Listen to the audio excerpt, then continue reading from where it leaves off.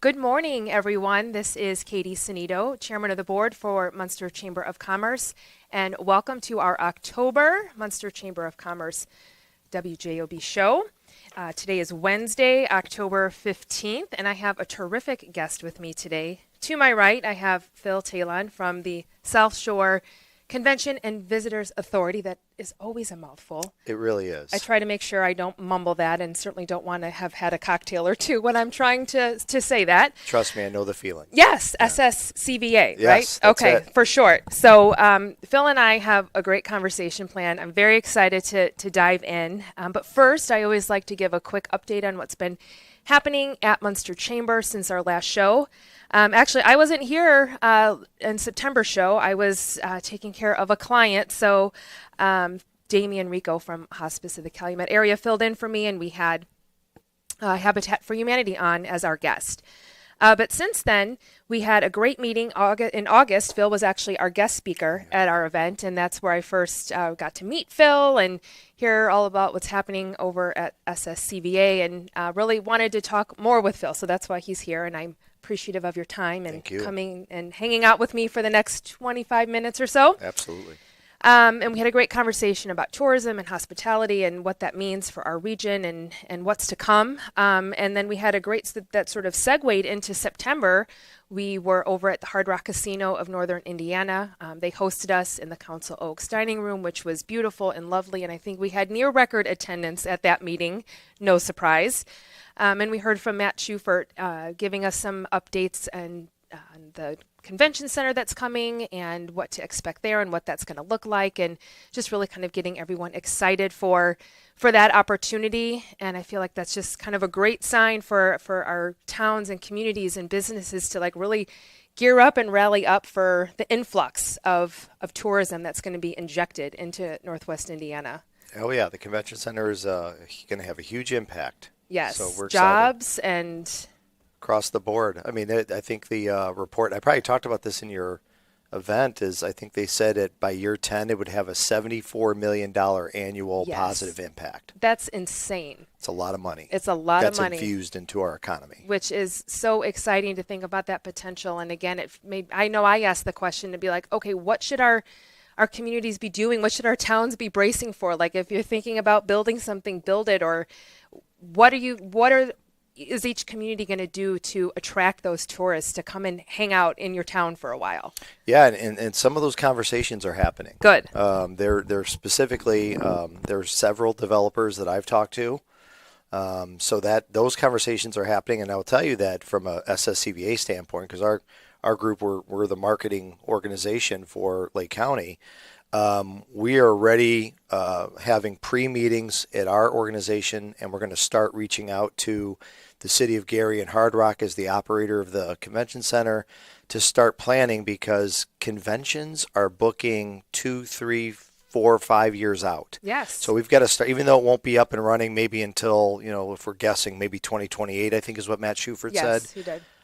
You really have to start planning now. Right. And he had said they already reached out to some big organizations, and they're ready. They're ready to come here. Yeah, so he had a list. I think he had, I don't know, something like 10 groups that have already committed to using their facility. Yes, so that's really, really exciting. And then just last week for our October meeting, we had Jonathan Canning, who is the new executive director for South Shore Arts, and we got to learn a little bit more about him. He's new to his role just, I think, earlier this year, and we had our meeting in the art gallery, which was really nice over at the Center for Visual and Performing Arts because the Salon Show is up. So just a great opportunity for all of our members to view the artwork, but also his time he spent with us talking about the importance of arts in the community, which I think we certainly know that, but even more so now, how our communities and small businesses can be working with our arts organizations to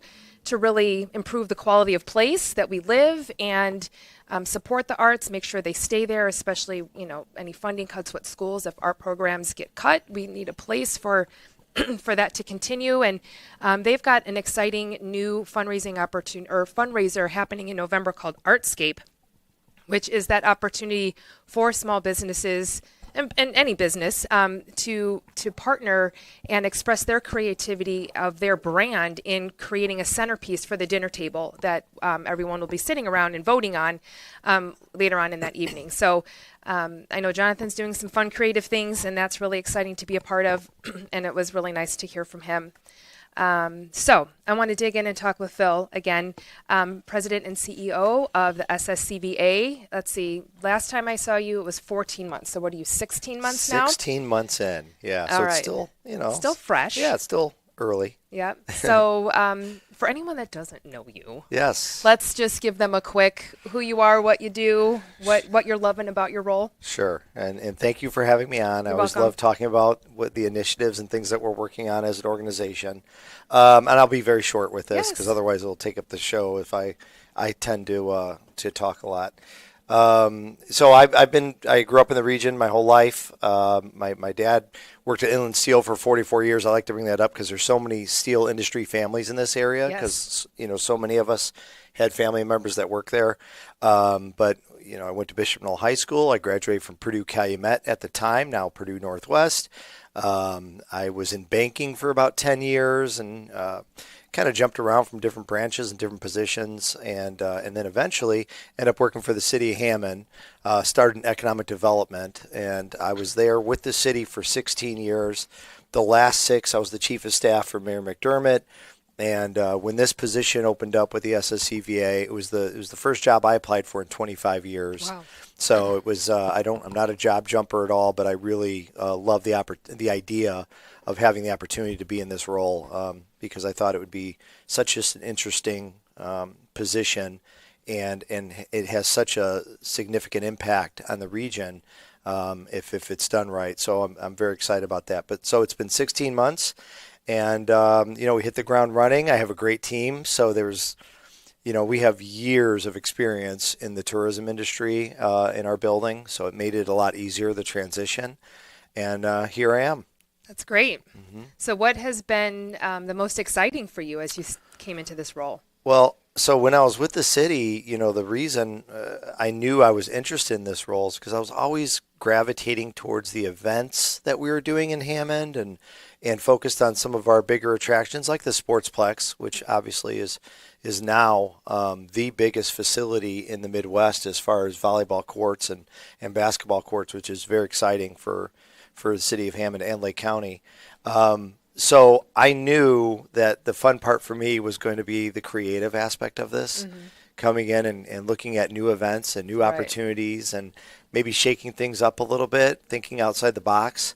And so we've, probably started 3 or 4 different initiatives that, we're having a lot of fun with, and I think are having a pretty good impact on what we're trying to accomplish. So I would say the most exciting part is the creative side of everything that we do. The tourism industry is all about energy and creativity and really out of the box thinking. So it's just every day it's something new some new event that we're talking about. And it's just a lot of fun. I love it. That's great. Excuse me. One of the things that stood out to me that you had said in your presentation or your chat with us at the chamber meeting in August was really the shift in the younger generations looking at places for the quality of where they're living before they consider the job. And that really is a change, I think, for most people to think that is happening. It really is. And I think I use the analogy of myself. I mean, when I was younger, it seemed like what we did is after we graduate or whether we're just trying to find a job, that was the goal. You find a job first And once you do that, then you find a place to, you buy a house, and then you look for the fun things to do in the area. And then, of course, you vacation every once in a while. A lot of people would talk about, vacation after I retire, that kind of stuff. Well, the younger generation does not think that way anymore, at least for the most part. They're really looking for the places they love to be. They're looking for the environments, like the quality of place that a lot of people talk about. And then once they find that, then they're looking for a job. And then they're renting an apartment because they don't want to be locked down into one place for any long period of time. So the point is, it makes tourism so much more important now. Having those amenities that the younger generation is looking for and wants to live around is going to be integral to the future of keeping the younger generation in your area, so that they don't, like you talk about, brain drain. We've got great colleges here, but how many of our kids graduate and then they move away somewhere else and we lose them? Right. So we've got to create that quality of place that keeps them here, because nowadays it's really the first factor that they're looking at when they're making a decision where they're going to go. Right. And so part of that too is not only, attracting the tourists, but also then how do we keep our residents? How do we treat our residents almost as if they're tourists and keep them wanting to stay here? It really is. It's I think if I was to have a group of 10 people and I say, hey, who's the client that we're servicing in the tourism industry, they'd come up with 10 different tourists. But truthfully, our organization is really here to also we're here to work on behalf of the residents of Lake County. We actually balance tourism. We don't want to just inundate our communities with so much traffic and population, and that causes issues. Right. So that's one thing we got to be careful that we're careful with that. But also the things that we're promoting, the attractions and the communities, the downtowns, really a lot of that is for our residents first. So if our residents don't want to live here, then why would a tourist want to come here, right? Right. So yeah, we really focus on our residents as well. It's not just all about tourists from the outside, and we keep that in mind as we're creating new initiatives. It's at the forefront. Right. And how important would you say is that for our businesses to have that mindset as well? Very. I mean, they yes, I got to be careful what I say here, but yes, I agree. Is that as a business owner, you almost have it should be almost mandated that you make sure that your business looks inviting, and if whether it's a resident driving by or whether it's somebody who's here for the first time ever, the obviously the dream big is that they make their business look beautiful and inviting to the outside person, whoever it is that's coming, because that's good for the residents that live here, and it's also good for people that do visit for the first time. You want them to drive through and say, wow, this place is really nice, it's beautiful, it's clean, it's safe, and then all that's going to do is make sure that the visitor comes back again in the future. Right. So that difference between service and hospitality, right? And service is more, it's really kind of the transaction of the customer relationship, but the hospitality part is really creating that feeling of, wow, I want to stay in here for a little bit. I want to shop around a little bit, or, I need to have something taken care of on my car. That seems like the most unlikely place that you would maybe exercise some hospitality, but if you're doing it well and you're making your resident customer, feel like they're really being taken care of, and that just makes such a difference. Yeah, you're nailing it. I mean, it really is important, and that's why we, I know you and I briefly talked about, we had our event 2 weeks ago, the Rise and Rose event. Yes. And that the entire event, which is recognition of service excellence and recognition of industry success and excellence, the entire event is really just congratulating the employees, the frontline workers, and some of the managers that work in the frontline area for the way they're treating people, going above and beyond, giving people an experience that they're going to remember. And so if you're not showing those employees that how important it is to our region being strong, then they're not, I'm sure there's certain things through a position that you get that help you, let you know that you're doing a good job. But I think by us highlighting these employees and really bringing them out to a nice evening where we're having dinner, they're bringing their family and friends out, and in front of all these people saying, hey, you won this award based on something that you did that really created a great environment for our residents and tourists alike. And I think it's so important so that the other employees that maybe didn't get it, but they see that, Right. are going to be striving to win that award the next time. So it's one of the things that we do it's probably our favorite evening of the year, to be honest. We talk about it at the SSCVA all the time, to see the people's faces as they win these awards, and then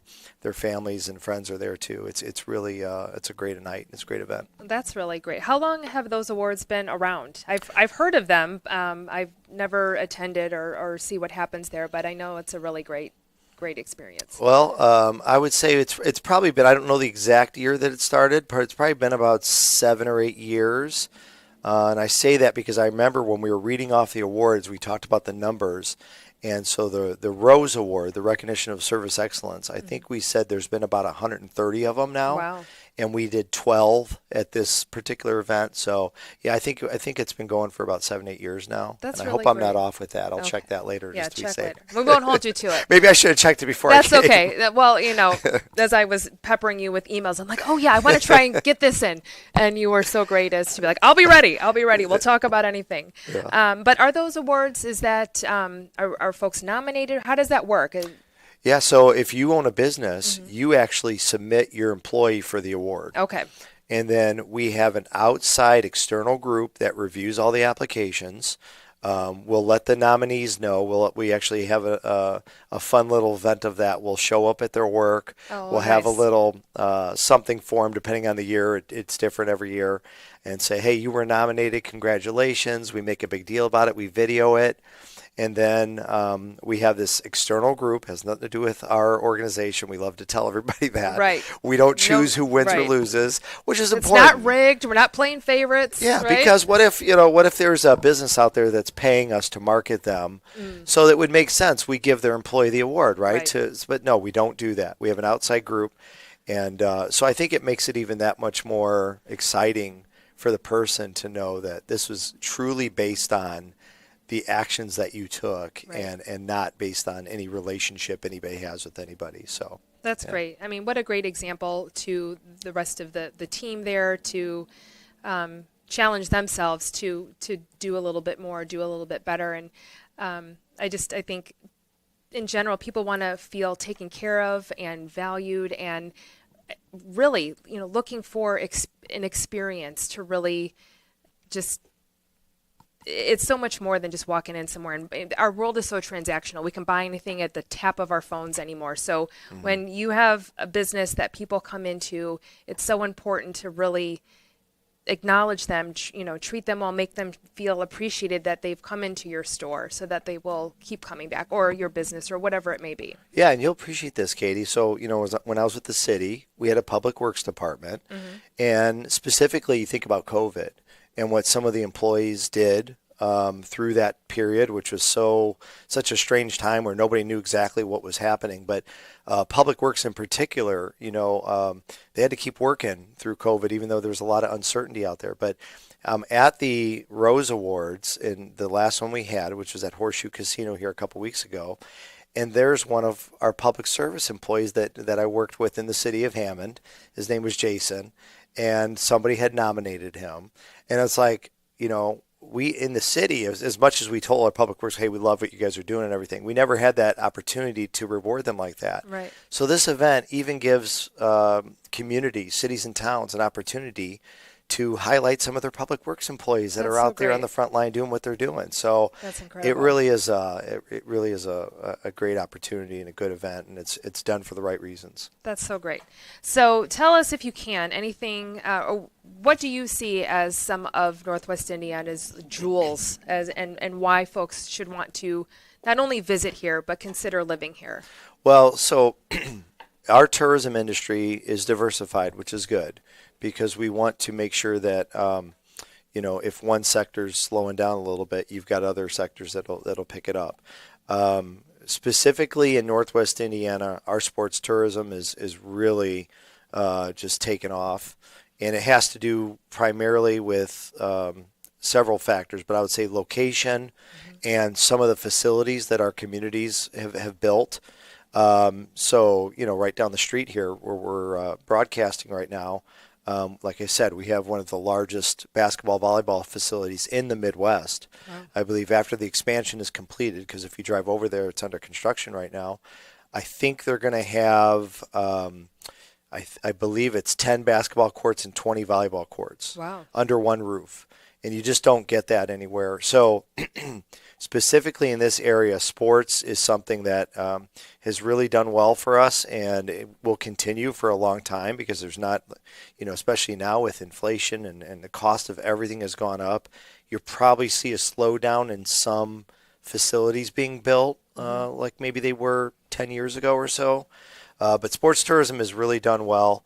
Ecotourism is big here. I mean, we have our lakefront, we've got our trail system, Right. we've got some, the dunes and Right. the different habitats around here. I met last week with a gentleman who hosts one of the largest birding events in this area. Okay. Every May. I know I'm not a birder. Don't ask me any questions about specific birds, but every May, I think he said they have somewhere between 800 and 1,000 people Wow. that come here for birding. And they've always been going to Porter County for whatever reason that, they just weren't as focused in Lake County. But now he's going to expand that into Lake County and bring that here because he said there's so many places here that people are interested in going to look at different habitats. So ecotourism is really strong. There was an article in the newspaper a couple days ago about agritourism because we have a lot of, farming type areas, I guess, if you will, where, we have a lot of pumpkin patches and Yep. corn mazes and hay rides and things like that do real well in this area. But it's all around, farming type industry, if you will. And then, of course, we have casino tourism here. Yes. We have 3 casinos in Lake County. And our organization is specific to Lake County. However, we do have some partnerships that we have with attractions and communities outside of Lake County as well, just so people are aware. But casino tourism is doing real well. We have the #1 casino in the state of Indiana right now with Hard Rock. Nice. Horseshoe and Ameristar are doing well also. I mean, the industry itself is always up and down. It's a roller coaster, and Right. it seems like there's new casinos being built all the time. But our casinos do attract a lot of people outside of Lake County. Right. And so maybe people don't think about that as tourism, but it really is important.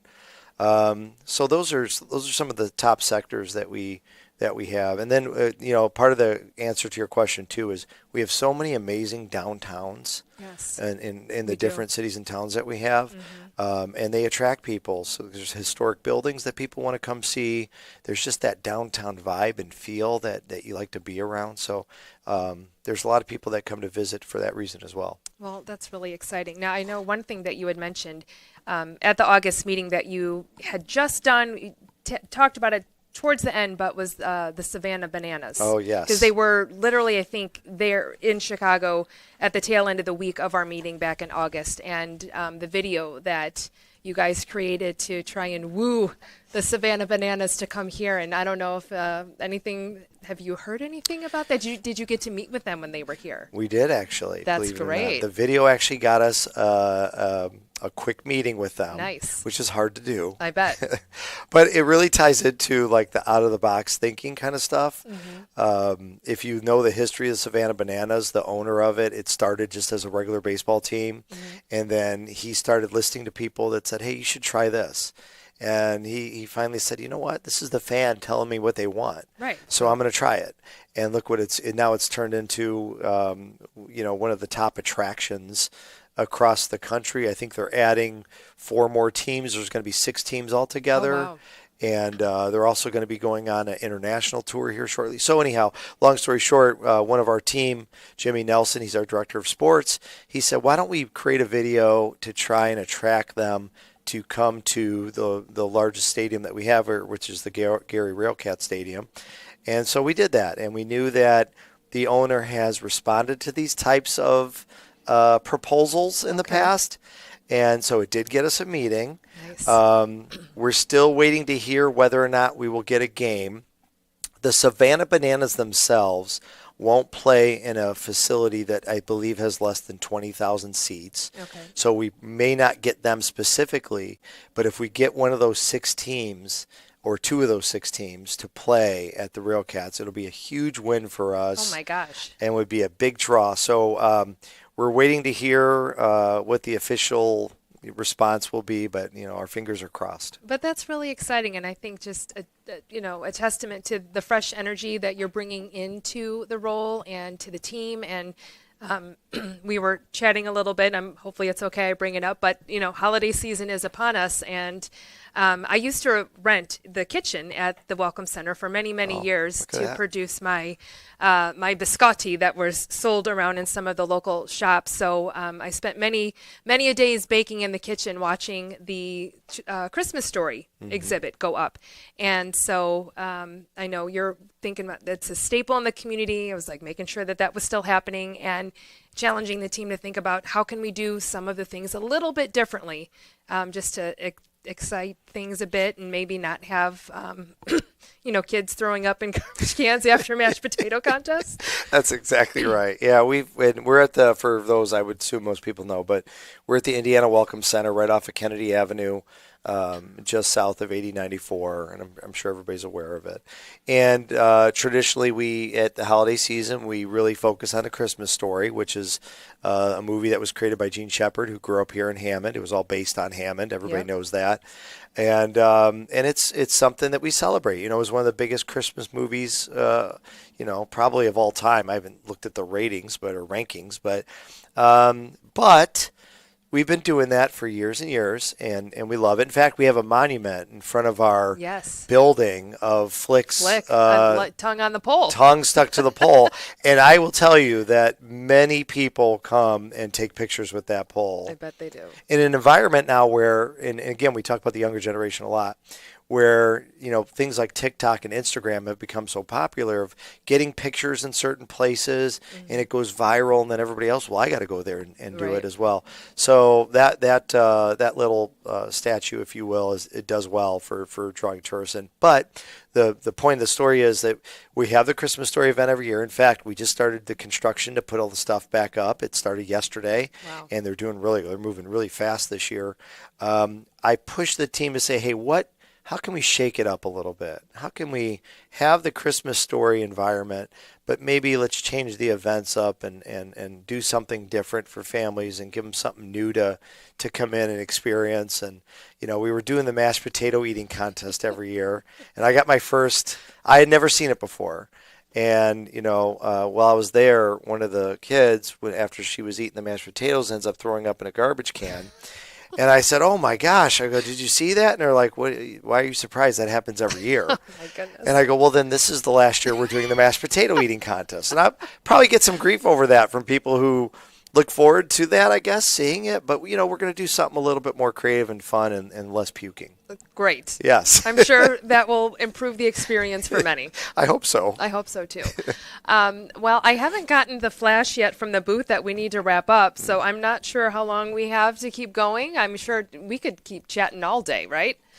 You want to go for 2 more hours? Sure. I don't know if the audience will love that or not, but I love what the energy you're bringing. You're a fun guy to talk to. I was excited that you were able to make time to come on the show with us today. And, myself being a part of the hospitality business, being a chef and cooking for people and trying to create great experiences around food, which maybe we should chat more about how we might do something. Yes. I went to a lunch at the Welcome Center not too long ago that involved the ACF, and Region Roots was there and talking about culinary conversations, which was great. I didn't get to talk to you too much there, but I did get to meet Chef Jack Velasquez from the area career center, and we have been chatting ever since then. And he invited me to come and take part in the International Chef's Day that's happening on Monday, to expand and expose young minds to the culinary career. And so I'm really excited to be a part of that.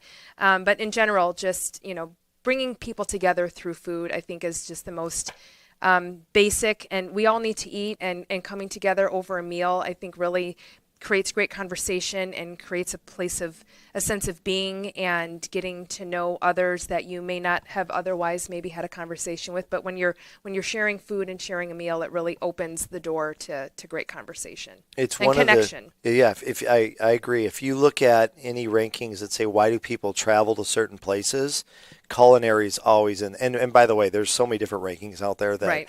everybody has their own, whatever. But if you go, Destinations International, which is the top tourism organization for our country, they did their rankings and they had history of of a place or a location and a culinary experience as the top reason people travel to certain places. So food ties into tourism, hand in hand. And I'm with you. Chef Jack is amazing. I'd love to work with you. And I have this idea of creating a new event that we'll host at the Welcome Center that'll draw a bunch of people in. I know they have the World Food Championship, I think, is going on in Indianapolis. Yeah, he said he was leaving this morning. Yeah, with and I can't with his go. team. So I'm excited to hear how they do. Yeah, that's going to be great. Okay. And so, Well, I'm in. You Okay. let me know when you need Perfect. something. I love feeding people, and it's my great joy, and I made a career out of it. So Awesome. but I think we will wrap up. Thank you again for your time. I really, really, truly appreciate it. And as we wrap up, things coming up for the chamber. If you're listening live on the radio, we have our coffee hour tomorrow. We are going to be at the Hyatt Place in Munster. It's Munster's turn to host. That is a multi-chamber networking opportunity. It has just really been great. We have seen a lot of new faces coming out to that, meeting and greeting and mixing and mingling with each other. And we've seen a great uptick in our membership from those coffee hours, people making connections and liking what Munster Chamber has to offer. So that's very exciting. We are going to be hosting a power hour for our small businesses October 29th from 3:30 to 5 at Meg Made in Munster. Munster Chamber started that last year in 2024 as an opportunity just to get our small business owners together, helping each other, solve problems, work through an idea, get feedback, and it has really been helpful. We're going to do a marketing or holiday marketing for your business focus, and actually we have Matt Hansen, who's a professor here at PNW, come as our guest and help us through that discussion. So that's going to be a lot of fun. And then our November meeting, November 14th, is our Town of Munster update, and we're going to be hearing from our new town manager, which is really exciting. So lots of things happening. Thank you for listening today. Again, Phil, thank you for your time. Thank you. Appreciate talking with you. And we'll see you guys in November. Thanks so much.